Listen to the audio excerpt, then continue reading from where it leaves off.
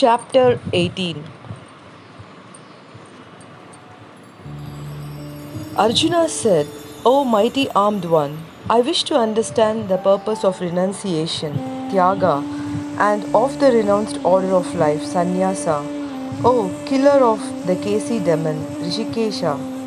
The Supreme Lord said, to give up the results of all activities is called renunciation, tyaga, by the wise. And that state is called the renounced order of life, sannyasa, by great learned men. Some learned men declare that all kinds of fruitive activities should be given up, but there are yet other sages who maintain that act of sacrifice, charity, and penance should never be abandoned. O best of the Bharatas, hear from me now about renunciation. O tiger among men, there are three kinds of renunciation declared in the scriptures: acts of sacrifice, charity, and penance are not to be given up but should be performed. Indeed, sacrifice, charity, and penance purify even the great souls. All these activities should be performed without any expectation of result. They should be performed as a matter of duty. O son of Pritha, that is my final opinion. Prescribed duties should never be renounced. If by illusion one gives up his prescribed duties, such renunciation is said to be in the mode of ignorance. Anyone who gives up prescribed duties as troublesome or out of fear is said to be in the mode of passion. Such action never leads to the elevation of renunciation. But he who performs his prescribed duty only because it ought to be done and renounces all attachment to the fruit, his renunciation is of the nature of goodness. O Arjuna, those who are situated in the mode of goodness, who neither hate inauspicious work nor are attached to auspicious work, have no doubts about work.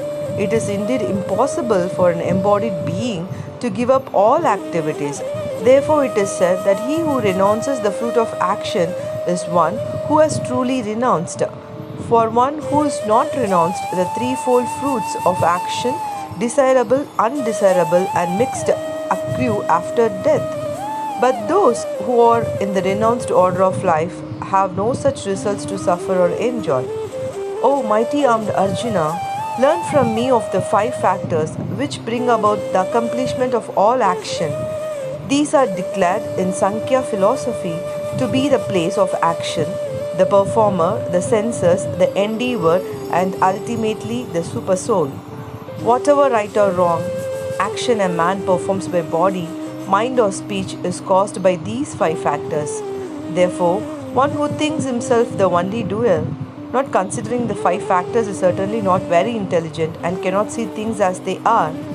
One who is not motivated by false ego, whose intelligence is not entangled, though he kills men in this world, is not the slayer, nor is he bound by his actions. Knowledge, the object of knowledge, and the knower are the three factors which motivate action. The senses, the work, and the doer comprise the threefold basis of action. In accordance with the three modes of material nature, there are three kinds of knowledge, action, and performers of action. Listen as I describe them. That knowledge by which one undivided spiritual nature is seen in all existences, undivided in the divided, is knowledge in the mode of goodness. That knowledge by which a different type of living entity is seen to be dwelling in different bodies is knowledge in the mode of passion. And that knowledge by which one is attached to one kind of work as the all in all without knowledge of the truth, and which is very meager, is said to be in the mode of darkness. As for actions, the action in accordance with duty, which is performed without attachment, without love or hate, by one who has renounced fruitive results, is called action in the mode of goodness. But action performed with great effort by one seeking to gratify his desires, and which is enacted from a sense of false ego, is called action in the mode of passion. And that action performed in ignorance and delusion without consideration of future bondage or consequences, which inflicts injury and is impractical is said to be action in the mode of ignorance.